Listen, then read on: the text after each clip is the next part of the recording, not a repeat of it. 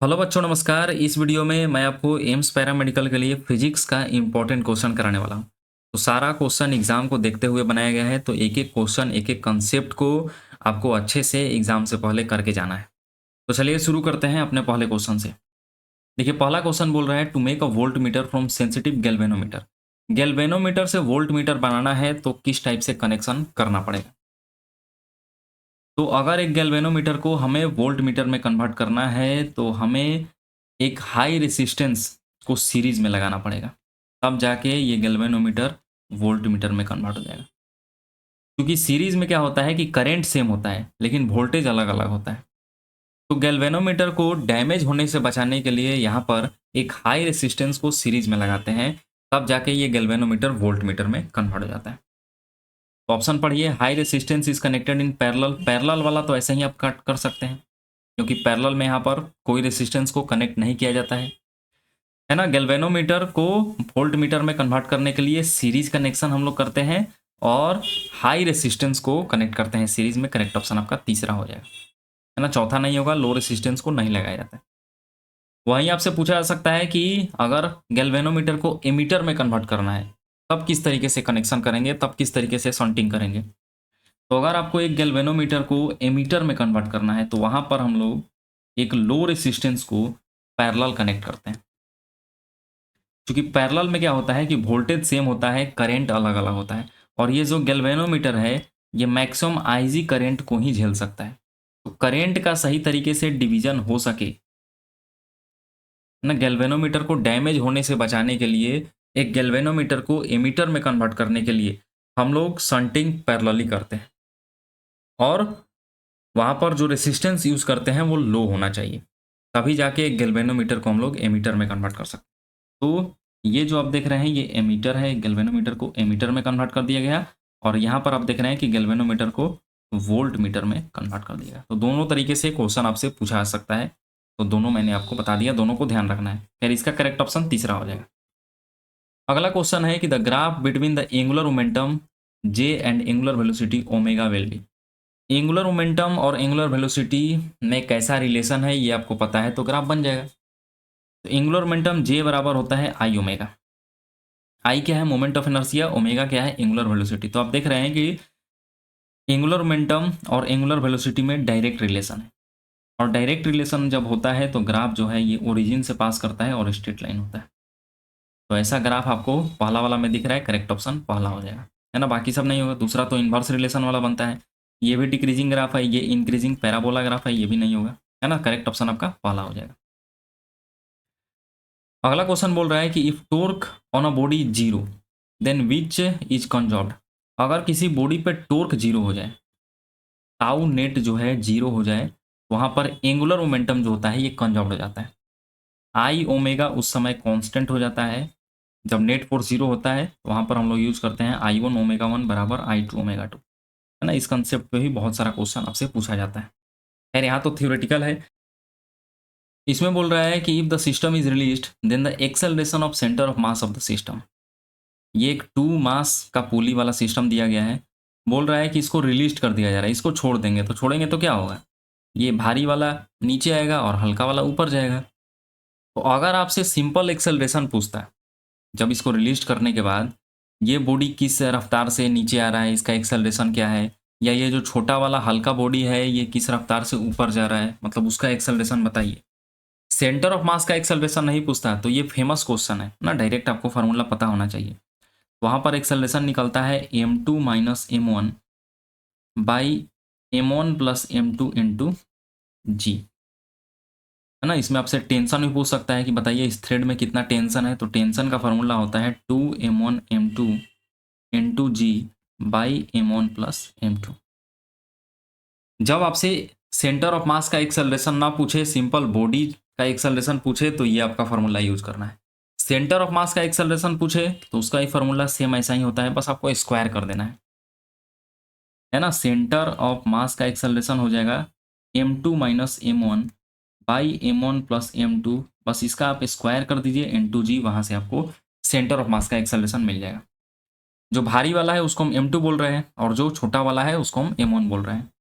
Put करते हैं, three m minus m by 3m plus m, इसका स्क्वायर इंटू जी, यही आपका आंसर हो जाएगा। तो 2m/4m का स्क्वायर इंटू जी, यहाँ से आप कटाइएगा तो 1/2 का स्क्वायर हो जाएगा 1/4 इंटू जी। तो एक्सेलरेशन ऑफ सेंटर ऑफ मास कितना आया, g/4 भी आप इसको बोल सकते हैं ना। तो ऐसा एक ऑप्शन में दिख रहा है, करेक्ट ऑप्शन पहला हो जाएगा, 1/4 जी या g/4 आप बोल सकते हैं। तो डायरेक्ट आप फार्मूला ध्यान रखिए, फार्मूला को चलाइए, आपका बहुत जल्द जो है ये क्वेश्चन बन जाएगा। नहीं तो फिर आपको इसमें फ्री बॉडी डायग्राम बनाना पड़ेगा, फोर्सेस को बैलेंस करना पड़ेगा, है ना, तो वो थोड़ा सा प्रोसेस लेंदी हो जाता है। डायरेक्ट ट्रिक आप याद रखिए, वहां से आपका काम हो जाएगा। चलिए आगे चलते हैं। इसमें बोल रहा है कि मैच द फॉलोइंग, मैच करना है आइसोथर्मल प्रोसेस। आइसोथर्मल प्रोसेस में क्या होता है, टेम्परेचर कांस्टेंट होता है, टेम्परेचर का चेंज जो है वो जीरो होता है। तो पी का हो जाएगा चौथा, पी का चौथा देखिए, दूसरा तीसरा में नहीं दिख रहा है, ऐसे ही कट कर दीजिए। आइसोबारिक में प्रेशर कांस्टेंट होता है, प्रेशर कांस्टेंट मतलब प्रेशर नहीं बदल रहा है, तो प्रेशर का जो चेंज है वो क्या हो जाएगा, जीरो। तो डेल्टा पी इसमें जीरो होता है ना। क्यू का तीसरा देखिए पहला में दिख रहा है, करेक्ट ऑप्शन आपका पहला हो जाएगा। तो मैच द कॉलम बहुत आसान होता है, एक मैच करना होता है, फिर आप ऑप्शन में ढूंढिए। यहाँ पर 2 मैच किया, हमारा आंसर आ गया, है ना। बाकी आइसोकोरिक प्रोसेस की बात करें तो चेंज इन वॉल्यूम जो होता है जीरो होता है, और एडियाबेटिक प्रोसेस में हीट कॉन्स्टेंट होता है, तो हीट का चेंज यहाँ पर जीरो होता है। अगला क्वेश्चन बोल रहा है कि if ball is thrown vertically upward with initial velocity 150 metre per second, the ratio of velocity after 3 second and 4 second is x + 1/x, the value of x। यहाँ पर जो आपको x दिख रहा है उस x का वैल्यू निकालना है। क्वेश्चन में बोल रहा है कि एक बॉडी को ऊपर की तरफ वर्टिकली जो होता है थ्रोन किया जा रहा है, जिसका रफ्तार है 150 मीटर पर सेकंड, तो 3 सेकंड और 5 सेकंड के बाद वेलोसिटी का रेशियो निकालना है। ये तो बहुत आसान हो जाएगा, है ना। वेलोसिटी का फॉर्मूला क्या हो जाएगा, v = u - gt। क्योंकि नीचे में जो होता है g लग रहा है और हम लोग बॉडी को ऊपर फेंक रहे हैं, तो अपोजिट डायरेक्शन है, इसीलिए यहाँ पर साइन क्या हो जाएगा, निगेटिव। फर्स्ट इक्वेशन का हम लोग यूज करेंगे। तो यहाँ से पहले 3 सेकंड के लिए हम लोग 3 सेकंड के लिए पहले हम लोग वेलोसिटी निकालते हैं। तो v = u, देखिए u क्या है, इनिशियल वेलोसिटी, v जो है फाइनल वेलोसिटी बोला जाता है। तो इनिशियल वेलोसिटी देखो दिया हुआ है 150, माइनस जी का वैल्यू आपको लेना है 10। कितने सेकंड पे निकालना है टाइम, 3 सेकंड पे लिए, तो इसको निकाल दीजिए 150 माइनस 30, तो ये आपका हो जाएगा 120 मीटर पर सेकंड। मतलब 3 सेकंड के बाद इसका वेलोसिटी कितना हो जाएगा, 120 मीटर पर सेकंड। फिर कितने पे बोल रहा है, 5 सेकंड पे। तो 5 सेकंड के लिए अब हम लोग वेलोसिटी निकालेंगे। यू तो सेम है दोनों के लिए, 150 माइनस जी भी सेम है 10, टी अब कितना रखेंगे 5, तो 150 माइनस 50 बराबर ये आपका हो जाएगा 100 मीटर पर सेकंड। मतलब 3 सेकंड पे इसका वेलोसिटी है 120 और 5 सेकंड पे इसका वेलोसिटी है 100। अब इसको आप कटा लीजिए, तो कटाइएगा तो ये आपका हो जाएगा 6/5। अब 6/5 को हम लोग कैसे लिख सकते हैं, 6 को क्या लिख सकते हैं, 5 + 1/5। और इसी के टर्म में देखिए आंसर दिया हुआ है, आंसर जो आपका आएगा वो x + 1/x। x यहाँ पर बताना है कि कितना होगा, तो x यहाँ पर कितना आएगा, 5 आएगा, है ना। इसी इक्वेशन में देखिए ये बढ़ जा रहा है, x क्या हो जाएगा 5, और यहाँ पर देखिए 1 आ रहा है, तो x में आप 1 जोड़िएगा तो ये 6 आ जाएगा। तो इसको भी सूटेबल कर रहा है, इसको भी सूटेबल कर रहा है, तो इसलिए यहाँ पर x कितना हो जाएगा 5, और करेक्ट ऑप्शन आपका दूसरा हो जाएगा, है ना। ऐसा भी क्वेश्चन थोड़ा सा ट्रिकी टाइप का क्वेश्चन आपसे पूछा जा सकता है। इसमें बोल रहा है कि perfect gas at 27 degree Celsius is heated at constant pressure. जब प्रेशर कांस्टेंट होता है उसको बोलते हैं isobaric. So as to double its volume the temperature of the gas is. देखिए पीवी = nRT यूज कीजिए। प्रेशर को बोल रहा है कांस्टेंट करना, तो वॉल्यूम अब देखिए डायरेक्टली प्रोपोर्शनल हो जाएगा टी के, है ना। चूंकि मोल को भी कांस्टेंट मान लिया, ये आर तो कांस्टेंट होता ही है। तो जब प्रेशर कांस्टेंट होता है तो वॉल्यूम डायरेक्टली प्रोपोर्शनल हो जाता है टी के। तो बोल रहा है कि जब वॉल्यूम को डबल कर रहे हैं तो बताइए टेम्परेचर क्या होगा। तो यहाँ पर इक्वेशन यूज कर दीजिए, v1/v2 बराबर T2/T, सॉरी T1/T2, क्योंकि डायरेक्ट रिलेशन है। वॉल्यूम को डबल कर दिया जा रहा है, शुरू में वॉल्यूम भी है, बाद में वॉल्यूम टू भी हो जा रहा है। शुरू में टेम्परेचर देखिए कितना दिया हुआ है, जब वॉल्यूम भी है तो टेम्परेचर है 27 डिग्री सेल्सियस। लेकिन 27 को उठा के आप यहाँ पे पुट कीजिएगा तो आपको आंसर कभी नहीं मिलेगा। हमेशा ध्यान रखिए टेम्परेचर इन सब में केल्विन में पुट करना होता है। तो 27 डिग्री सेल्सियस को अगर आप केल्विन में कन्वर्ट कीजिएगा तो 273 जोड़िएगा तो ये आपका हो जाएगा 300। और बाद का आपको टेम्परेचर निकालना है। और ये जो टेम्परेचर आएगा ये भी किस में आएगा, केल्विन में आएगा। आंसर देखिए किस में दे रहा है, सेल्सियस में। तो केल्विन में निकाल के 273 से माइनस करना पड़ेगा तभी आपका आंसर आएगा। तो भी से भी कटा लीजिए और क्रॉस मल्टीप्लीकेशन कीजिएगा तो T2 आपका हो जाएगा 600 और ये किस में आएगा, केल्विन में। 600 डिग्री सेल्सियस आंसर कर दीजिएगा तो हो जाएगा आपका गलत। सेल्सियस में निकालने के लिए 273 से आप माइनस कर दीजिए तो ये आपका आ जाएगा 327 डिग्री सेल्सियस। करेक्ट ऑप्शन आपका दूसरा हो जाएगा, है ना। तो आसान क्वेश्चन था, बस आपको ये ध्यान रखना है कि टेम्परेचर को हमें केल्विन में रखना है। चलिए आगे चलते हैं। अगला क्वेश्चन बोल रहा है 2 ampere current is flowing in a circular loop of radius 1 metre. Magnitude of magnetic field at the centre of circular loop. Circular loop के सेंटर पर मैग्नीट्यूड आपसे पूछ रहा है मैग्नेटिक फील्ड का। फॉर्मूला आपको डायरेक्ट पता होना चाहिए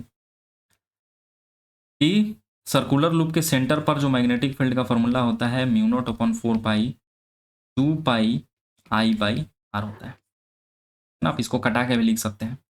अब पुट कर दीजिए, यहाँ से आपसे यही पूछ रहा है कि बताइए सर्कुलर लूप के सेंटर पर जो है मैग्नीट्यूड क्या होगा मैग्नेटिक फील्ड का। तो म्यू नॉट अपॉन 4 पाई कॉन्स्टेंट है, 2 पाई को ऐसे ही रहने दीजिए। आई क्या है, करंट है, देखिए करंट दिया हुआ है 2।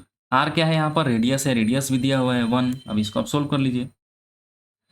तो 2 पाई से 4 पाई कटाइएगा, 2 से 2 कट गया, है ना, मतलब म्यू के ही बराबर हो गया, म्यू नॉट के बराबर। तो मैग्नेटिक फील्ड कितना हो जाएगा, डायरेक्ट ऑप्शन आपका तीसरा हो जाएगा, म्यू नॉट के बराबर आएगा। तो डायरेक्ट फार्मूला बेस्ड है, फार्मूला आपको पता होना चाहिए। और ऐसा ही फार्मूला बेस्ड क्वेश्चन आपको ज़्यादातर देखने को मिलेंगे। तो फार्मूला कॉपी इस वक्त आपके पास होना चाहिए। उस फार्मूला, सारे फार्मूला को आपको रट कर रिवाइज करके जाना है।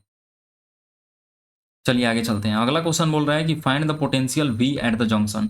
ये जंक्शन पर जो है आपसे इस प्रकार का एक कनेक्शन किया हुआ है ना, डायग्राम दिया हुआ है और जंक्शन पे आपसे पोटेंशियल पूछ रहा है। तो इसको बनाने के लिए हम लोग यूज करते हैं मिलीमन्स थ्योरम। जंक्शन पे पोटेंशियल निकालने के लिए मिलीमन्स थ्योरम आप यूज कीजिए, summation of V by r by 1 by r, है ना। समेशन मतलब summation of V by r बट्टा में 1 बाई आर आप करते जाइए, जितना भी है यहाँ पर रेसिस्टेंस उसका, और वहाँ से आपको जंक्शन का रेसिस्टेंस मिल जाएगा। तो देखिए V junction V by r, पहले इसके लिए देखते हैं। V कितना है इसका 60 बट्टा में R कितना है 4 प्लस समेशन का मतलब जोड़ते जाना है सबको। इसका काम हो गया। अब इसके लिए देखिए V कितना है 50 बटा में इसका भी R 4 है प्लस, फिर इसके लिए V देखिए कितना है 40 बटा में 4। ऊपर वाला का काम खत्म हो गया, V बाई आर लिख लिए। अब नीचे में क्या लिखना है, 1 बाई आर का जोड़, 1 बाई आर, इसका भी R कितना है रेसिस्टेंस 4 है, इसका भी रेसिस्टेंस कितना है 4 प्लस 1 बाई 4, इसका भी रेसिस्टेंस देखिए 4 ओम है प्लस 1 बाई 4। बस इसको सोल्व कर लीजिए, आपको आंसर मिल जाएगा, है ना। तो सबके नीचे तो 4 4 है तो सबको जोड़ दीजिए तो हो जाएगा, ये ऊपर में आ जाएगा 150 बाई 4, नीचे में आपका आ जाएगा 3 बाई 4। तो 4 से 4 घटाइए, 3 से 150 आप कटाइएगा तो आपका आ जाएगा 50 वोल्ट। तो जंक्शन पर जो वोल्टेज आपको मिल रहा है वो कितना आ रहा है 50 वोल्ट। करेक्ट ऑप्शन आपका 4 हो जाएगा, है ना। तो मिनिमम थ्योरम आप याद रखिए, यूज चलाइए, आपका काम हो जाएगा, बहुत आसानी से आप इसको बना सकते हैं। अगला क्वेश्चन है कि if the RMS speed of oxygen molecule at 0 degree Celsius is 160 metre per second, find the RMS speed of hydrogen molecule at 0 degree Celsius. Oxygen molecule के लिए 0 डिग्री सेल्सियस पे root mean square speed RMS speed दिया हुआ है, और 0 degree Celsius पे hydrogen के लिए आपसे आरएमएस स्पीड पूछ रहा है। तो आरएमएस का तो पहले आपसे पता होना चाहिए फॉर्मूला कि वी आरएमएस बराबर होता है √3 RT बाई एम। यहाँ पर आप देख रहे हैं कि भी जो है ये डायरेक्टली प्रोपोर्शनल है √T बाई एम के, क्योंकि 3 कांस्टेंट है, R भी क्या है रियल गैस कांस्टेंट, ये भी एक कांस्टेंट है। तो टेम्परेचर के डायरेक्टली प्रोपोर्शनल है और मास के जो है इनवर्सली प्रोपोर्शनल है स्क्वायर रूट के। तो यहीं वाला हम लोग ट्रिक यूज कर देंगे। पहले ऑक्सीजन के लिए देखिए, ऑक्सीजन का वेलोसिटी जो है 160 है और हाइड्रोजन का वेलोसिटी हमें निकालना है। तो पहले ऑक्सीजन के लिए T बाई एम लिखेंगे। ऑक्सीजन के लिए देखिए टेम्परेचर कितना है 0 डिग्री सेल्सियस, लेकिन आपको बताए हैं कि यहाँ पर टेम्परेचर केल्विन में पुट करना है। तो 0 डिग्री सेल्सियस को केल्विन में पुट कीजिएगा तो 273 आपको लिखना पड़ेगा। बटा में अभी ऑक्सीजन के लिए लिख रहे हैं तो ऑक्सीजन का मास O2 मॉलिक्यूल का है ना, एक ऑक्सीजन का मास 16, तो 2 ऑक्सीजन का कितना हो जाएगा 32, क्योंकि यहाँ पर क्या बोल रहा है मॉलिक्यूल बोल रहा है। अब यहाँ पर हम लोग हाइड्रोजन के लिए लिखेंगे तो हाइड्रोजन का भी टेम्परेचर कितना रखना है, 0 डिग्री सेल्सियस पे ही आपसे पूछ रहा है, तो इसका भी टेम्परेचर 273 हो जाएगा।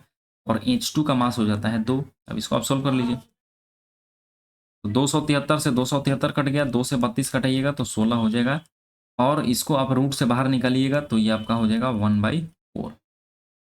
तो यहाँ से आप क्रॉस मल्टीप्लीकेशन कर दीजिए तो VH2 जो आएगा, मतलब 0 डिग्री सेल्सियस पर हाइड्रोजन मॉलिक्यूल का जो आरएमएस स्पीड आएगा वो 160 गुना 4, तो 16 चौके 64, 640 मीटर पर सेकंड हो जाएगा। करेक्ट ऑप्शन आपका पहला वाला हो जाएगा,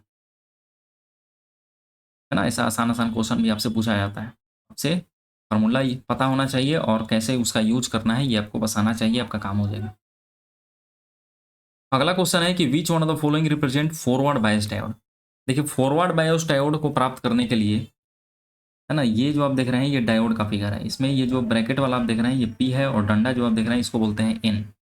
तो अगर P जो है हाई पोटेंशियल के साथ हो और N जो है ये लो पोटेंशियल के साथ हो तो ऐसे को हम लोग बोलते हैं फॉरवर्ड बायसिंग। ऐसे को हम लोग बोलते हैं फॉरवर्ड बायसिंग। और जब P जो है वो लो रेसिस्टेंस के साथ हो और N जो है वो हाई रेसिस्टेंस के साथ हो तो उसको हम लोग बोलते हैं रिवर्स बायसिंग। बस बहुत आसान होता है इसको पहचानना। तो ये डंडा आप जो देख रहे हैं ये ब्रैकेट वाला ये क्या है, P है और डंडा वाला N है। तो P देखिए 0 पोटेंशियल के साथ कनेक्ट है और N जो है -2 के साथ कनेक्ट है।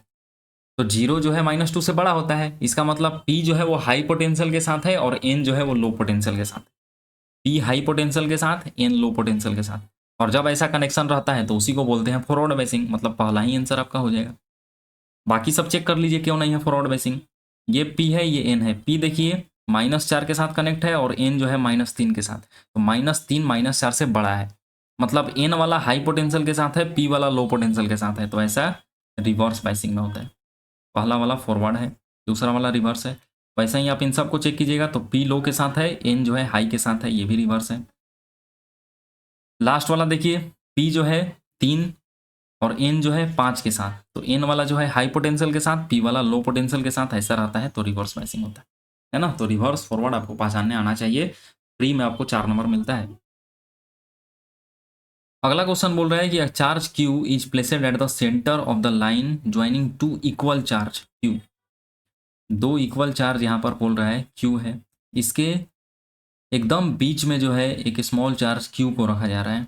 द सिस्टम ऑफ 3 चार्ज, ये तीनों चार्ज का सिस्टम जो है इक्विलिब्रियम में है। इक्विलिब्रियम कहने का मतलब कि नेट फोर्स जो है यहाँ पर 0 लग रहा है। तो बताइए इस Q का वैल्यू कितना होगा। बहुत आसान है जी, है ना। किसी भी एक पर आपको फोर्स 0 कर देना रहता है। तो हम क्या करते हैं कि यहाँ पर इस चार्ज के लिए फोर्स 0 कर देते हैं। तो सारा जो है पॉजिटिव चार्ज ही है और पॉजिटिव पॉजिटिव वाला आपको पता है कि रिपेल करता है ना। तो ये वाला छोटा चार्ज इसको धक्का देगा आगे की तरफ और ये जो बड़ा चार्ज है ये भी क्या करेगा, इसको धक्का देगा आगे की तरफ। अब इन दोनों फोर्स का जो सम होगा वो 0 कर देना है, वहां से आपको क्यों निकल जाएगा। और मान लेते हैं कि इनके बीच का डिस्टेंस जो है वो 2x है।